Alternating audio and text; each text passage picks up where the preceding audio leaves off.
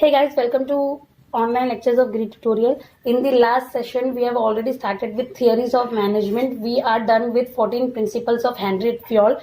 Today, in this session, we are going to discuss theory of F.W. Taylor, scientific management theory. See, first we will start with the background of F.W. Taylor. Taylor was an American who started his career as a mechanist. He introduced his observation and experiment based on scientific data. Taylor's approach toward management is termed as scientific management. For this contribution in development of management thought, he is known as father of scientific management. Taylor's management theory is based on scientific experiment. This theory involved the application of scientific approach to decision making and solving them at the same time. अभी F.W. Taylor जो है, इन्होंने जो theory introduce की है उसके लिए उन्होंने जो भी ऑब्जर्वेशन यूज किया है, मेथड यूज किया है, जो भी वो सब साइंटिफिक डेटा बेस्ड है. उसका जो मैनेजमेंट की तरफ अप्रोच है वो एक साइंटिफिक मैनेजमेंट की तरफ साइंटिफिक मैनेजमेंट अप्रोच है. And because of this reason he is known as father of scientific management. Taylor's management theory is based on scientific experiment. This theory involved the application of scientific approach in decision making and solving them at the same time. See, F.W. Taylor का मानना था कि अगर आप किसी को काम allot कर रहे हो तो वो काम कितने टाइम में कंप्लीट हो रहा है ये आपको पता होना चाहिए. अगर आप किसी एम्प्लॉय को हायर कर रहे हो तो there should be a proper criteria, there should be a proper selection criteria to hire a right person for a right job. उसका जो जॉब के लिए आपको जिस पर्सन को हायर करना है उसको एटलीस्ट उसकी बेसिक स्किल्स पता होना चाहिए. तो जो F.W. टेलर है, इनका जो अप्रोच था वो साइंटिफिक अप्रोच है. एंड इन्होंने जो प्रिंसिपल्स डेवलप किए हैं वो प्योरली ऑब्जर्वेशन एक्सपेरिमेंट के बेस पे ही उन्होंने वो प्रिंसिपल्स डेवलप किए हैं. तो इनके इसी कॉन्ट्रीब्यूशन के वजह से इनको फादर ऑफ साइंटिफिक मैनेजमेंट माना गया है. F.W. टेलर का मानना था कि आप अगर कोई भी काम अलॉट कर रहे हो तो काम के लिए कितना टाइम लगेगा वो आपको पता होना चाहिए. उस काम के लिए जो राइट टूल्स है, इक्विपमेंट है, वो आपको पता होना चाहिए. मतलब हर जगह हर चीज को आपको साइंटिफिकली आपको उस चीज के बाद आपको जो भी डिसीजन लेना है वो भी आपको साइंटिफिकली ही लेना चाहिए. तो उनके थियरी में हर जगह पे उन्होंने साइंस अप्लाई किया है कि अगर आपको पता है कि अगर आप किसी को काम दे रहे हो तो अगर वो पर्सन बहुत ज्यादा टाइम ले रहा है, जितना टाइम लगना चाहिए उससे बहुत ज्यादा टाइम ले रहा है तो काम में बिल्कुल भी एफिशिएंसी नहीं आएगी. तो अगर आप काम अलॉट कर रहे हो तो वो काम करने का सही तरीका क्या है, काम कंप्लीट करने का सही टाइम क्या है, ये सारी चीजों को भी आपको एकदम क्लियर करना है. Now let's start with principal of scientific management. First is science not rule of thumb. In order to bring efficiency in the organization, the rule of thumb method should be substituted with the method developed through scientific analysis. अभी ये F.W. Taylor का मानना था इनके principal के according अगर आपको efficiency लाना है अपने ऑर्गेनाइजेशन में तो जो आपका अप्रोच है उसको थोड़ा चेंज करना पड़ेगा. जो रूल ऑफ थंब जो अप्रोच है उसको चेंज करके आपको साइंटिफिक अप्रोच लाना पड़ेगा. रूल ऑफ थंब मेथड मतलब किसी पर्सन के मैनेजर के पर्सनल जजमेंट के हिसाब से उसको लगता है कि ये चीज सही है तो वो चीज होगी, तो ऐसा नहीं करना है. But one should find out the best way to complete the job, to do the job after scientific analysis and not by trial and error method. आपको ट्रायल एंड एरर मेथड से की जगह पे साइंटिफिक मेथड यूज करके आपको वो काम complete करना चाहिए. No see what is trial and error method. जितने भी ऑप्शंस अवेलेबल है आप सबको यूज करो, सबको देखो, उसमें से कोई एक चल जाएगा तो आपने वो एक्सेप्ट कर लिया. तो ऐसा नहीं है. आप जो भी डिसीजन लोगे आपका साइंटिफिक बेस्ड आपको डिसीजन लेना है. आपको पहले उसको प्रॉपरली स्टडी करके प्रॉपरली आपको स्टडी करना है, ऑब्जर्वेशन करना है एंड देन आपको वो चीज अप्लाई करना है.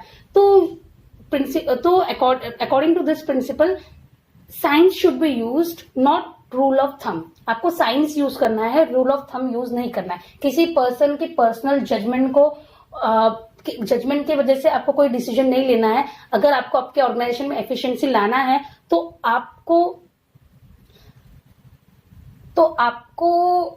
साइंटिफिकली आपको चीजों को स्टडी करना है एंड देन आपको एक डिसीजन पे आना है, जो डिसीजन देन फाइनली आपको जो डिसीजन पे आना है, जो आप डिसीजन ले रहे हो, उसको आपको सपोर्ट करने के लिए आपके पास प्रॉपर डेटा, ऑब्जर्वेशन सब होना चाहिए.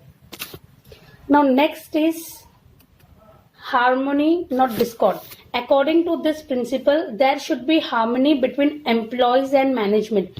This coordination minimizes the conflict between them and it brings efficiency in the organization. To this principle, there should be harmony between employees and management. There should be cordial relationship between employees and management. उनके बीच में अगर अच्छा relationship है तो आपका जो working environment है वो भी बहुत अच्छा रहता है, and जो वो काम में जो एफिशिएंसी आएगी, इससे आपकी कंपनी का जो गोल है वो कंप्लीट होने में वो बहुत इजीली हो जाएगा एंड आपका गोल जो है वो आसानी से अचीव हो जाएगा. अगर एम्प्लॉयज और मैनेजमेंट के बीच में मिसअंडरस्टैंडिंग है and they both are not supporting each other, तो उसका जो नेगेटिव इम्पैक्ट है वो कंपनी के गोल पे पड़ेगा. तो अकॉर्डिंग टू दिस प्रिंसिपल हमेशा मैनेजमेंट और एम्प्लॉयज के बीच में कॉर्डियल रिलेशनशिप मेंटेन होनी चाहिए, हार्मोनाइज रिलेशनशिप उनका होना चाहिए, ताकि आपकी कंपनी का जो काम है बहुत स्मूथली हो एंड आपकी कंपनी का जो गोल है वो आराम से अचीव हो जाए. Next is mental revolution. According to this principle there should be a change in the attitude of employees and management toward each other. Employees और मैनेजमेंट उन दोनों को जो उनकी एटीट्यूड है एक दूसरे के लिए, उसमें थोड़ा सा चेंजेस उनको लाना पड़ेगा. Both should realise that equal importance in the organisation. दोनों को ये समझना है, मैनेजमेंट को भी पता होना चाहिए कि जो एम्प्लॉयज है they are also equally important and employees को भी पता होना चाहिए कि उनका जो अगर उनको फ्लरिश करना है तो उनको मैनेजमेंट को सपोर्ट करना पड़ेगा. बिकॉज जब ऑर्गेनाइजेशन रहेगा तभी वो लोग की प्रॉस्पेरिटी भी तभी होगी जब ऑर्गेनाइजेशन होगा. तो यहाँ पे मेंटल रेवोल्यूशन मतलब इसका मतलब है कि आपको जो एम्प्लॉयज है उनके एटीट्यूड में चेंज लाना है. अभी आप बहुत ज्यादा स्ट्रिक्ट होकर आप अपना काम करवा सकते हो, but you can not bring change in that behaviour. उनको वो काम का बिल्कुल भी इंपॉर्टेंट, उनको पता होना चाहिए कि दोनों का जो काम है वो इक्वली इंपॉर्टेंट है. Both are in equal position in the organisation, both are equally important for the organisation. तो उनके जो बिहेवियर में वो चेंज आना चाहिए. तो अकॉर्डिंग टू दिस प्रिंसिपल दोनों जो है management and employees they should change their behaviour towards each other by realising the importance of each other.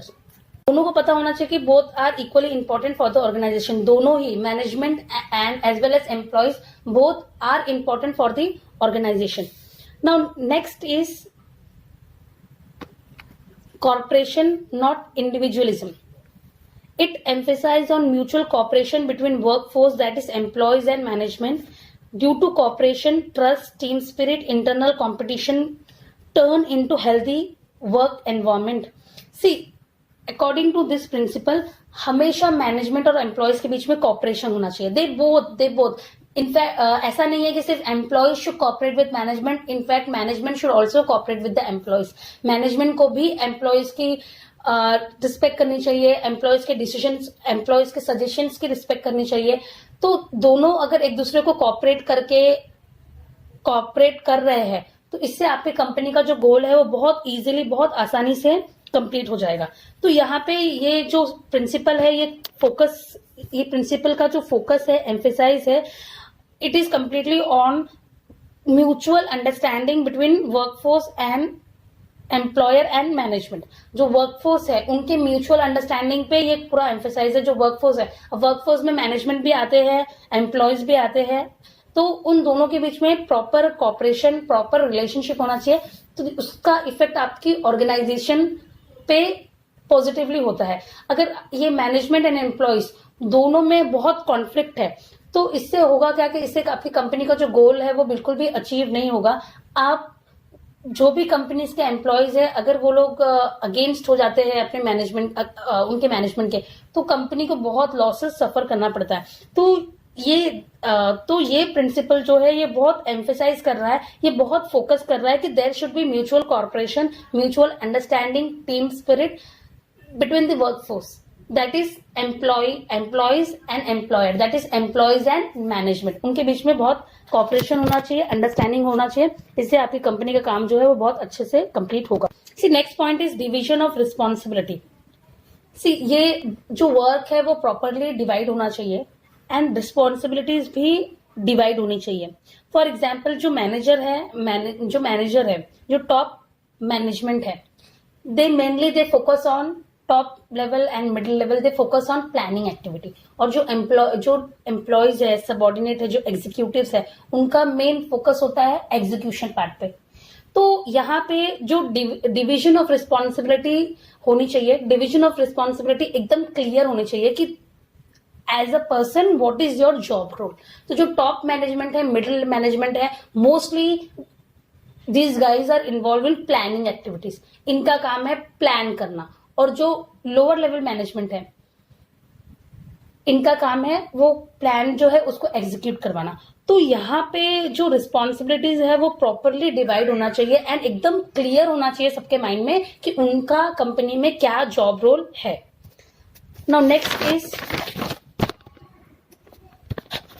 Development of employer and employees for greater efficiency and maximum prosperity. See, according to this principle, every organization depend on the skill and capabilities of its employee to a great extent. कोई भी organisation का जो performance है वो किस पे depend होता है? वो उसके एम्प्लॉयज के स्किल और कैपेबिलिटी पे डिपेंड होता है. तो as a employer it is your duty to give them opportunity so that they can improve their skill. आपको उनको अपॉर्चुनिटी देना है ताकि उनके जो स्किल्स है वो डेवलप हो, उनकी कैपेबिलिटीज जो है वो जो चीज के लिए वो केपेबल है, आप उनको वो जॉब दो ताकि उनका जो स्किल्स है वो बहुत ज्यादा इम्प्रूव हो. तो इससे क्या होगा? इससे आपकी कंपनी को बेनिफिट होगा. How you can develop the capability and skill of the employees? You can develop it by providing them training and development programmes whenever required. See अभी for example there is a change, पूरा situation change हो गया है, कोई नई technology आई है, तो you are not suppose to remove your employee. आप अपने एम्प्लॉयज को निकालोगे नहीं, आप उनको ट्रेनिंग दोगे, आप उनको ट्रेनिंग प्रोवाइड करोगे ताकि उनका जो वो उनकी डेवलपमेंट हो, उनकी पर्सनैलिटी डेवलपमेंट हो और उनको वो चीजें वो सीखे. तो हमेशा आपकी कंपनी में आप हमेशा ट्रेनिंग प्रोग्राम्स रखना चाहिए ताकि आपके एम्प्लॉयज की डेवलपमेंट हो. जब आपके एम्प्लॉयज फ्लरिश करेंगे तो ऑटोमेटिकली आपका जो ऑर्गेनाइजेशन है, कंपनी है, वो फ्लरिश करेगा. तो see as a employer it is your duty that the career graph of your subordinate should improve. It should be upward day by day. आप जो भी सबॉर्डिनेट, जो भी एम्प्लॉय आपके यहाँ पे जॉब कर रहा है, तो वो 5 साल बाद वो उसी पोजीशन पे है.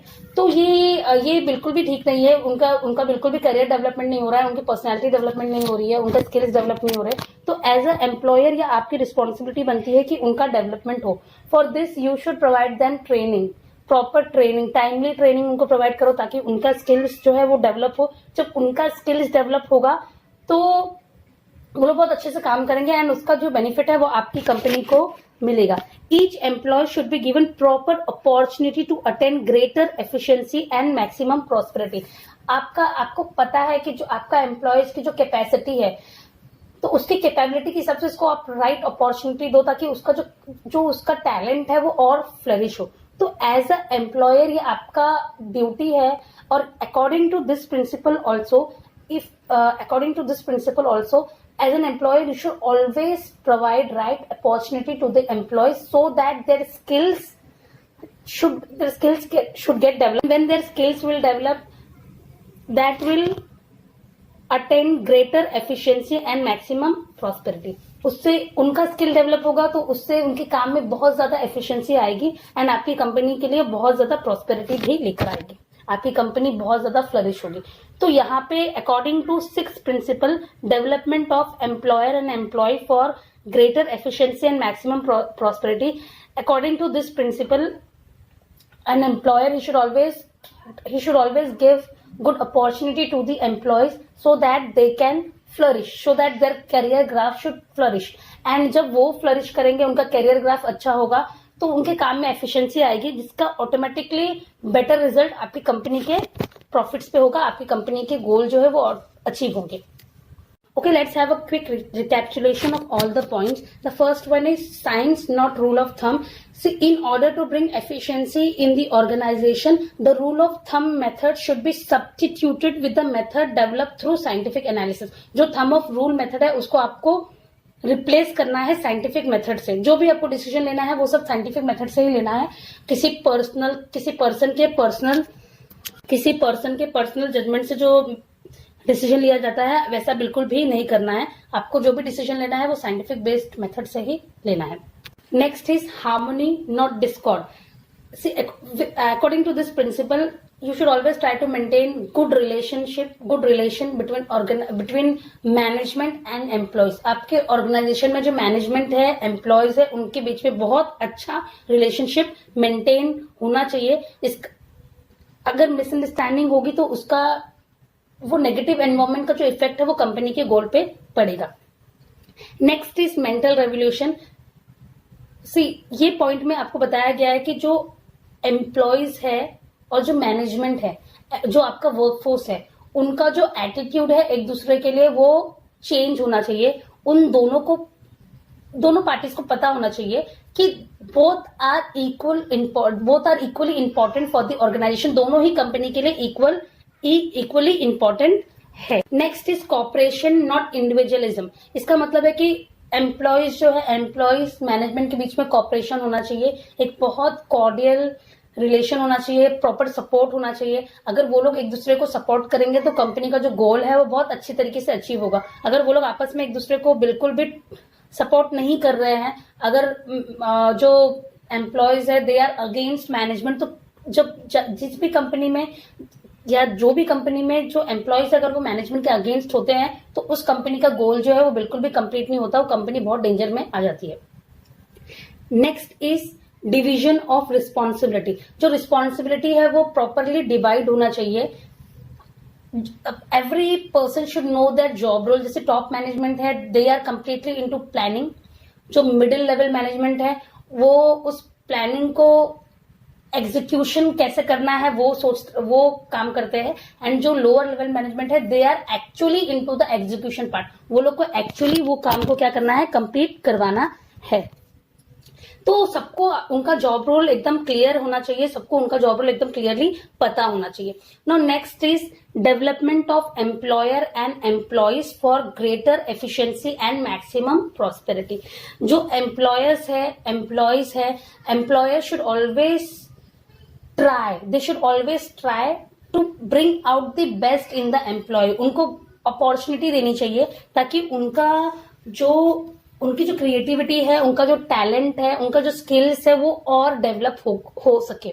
उनका जो एम्प्लॉयज का कैरियर ग्राफ है वो इंक्रीज होना चाहिए. कैरियर ग्राफ जो है वो हमेशा हाई होना चाहिए. तो ये एम्प्लॉयर्स को देखना चाहिए कि उनके जो कंपनी में जो एम्प्लॉयज है, जो सबऑर्डिनेट है, उनका प्रॉपरली डेवलपमेंट हो. बिकॉज जब उनका डेवलपमेंट होगा तो वो लोग बहुत अच्छी तरीके से काम करेंगे, वेस्टेज नहीं होगा. एंड जब वेस्टेज नहीं होता है तो automatically efficiency level go higher and that bring prosperity, maximum prosperity. तो जब एफिशिएंसी लेवल हाई होगा तो वो कंपनी के लिए ज्यादा से ज्यादा प्रॉस्पेरिटी लेकर आएगा, वो कंपनी के लिए ज्यादा से ज्यादा प्रॉफिट लेकर आएगा. I hope that this points are very clear to you all. once again you have to go through all this. आप वापस once again go through all the points. I have tried my best to make it very simple. आप इसको read करो तो आपको clearly समझेगा. See principle of scientific management in a very simple language. इसका मतलब है कि जो FW टेलर ने जो अप्रोच यूज किया है वो साइंटिफिक अप्रोच यूज किया है. हर चीज में उन्होंने साइंस अप्लाई किया है.